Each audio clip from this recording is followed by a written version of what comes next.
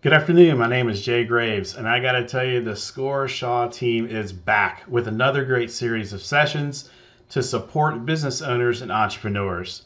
Now, this week, please join us as Sterling Porter, professor at Shaw University School of Business and Professional Studies, reviews the balance sheet and income statement, along with discussing the impact of revenue and expenses on these reporting tools. Our Bill Davis will provide the practical use of this knowledge for your business, and your company's cash flow will also be explained. Tabitha Lewis and our Dr. Angie Arrington will introduce strategies for tracking business expenses for tax purposes and for assessing profitability. Darlene Thorne will provide information on maintaining life balance as your business grows. So I really hope to see you all there for another exciting session with our team. Have a great day.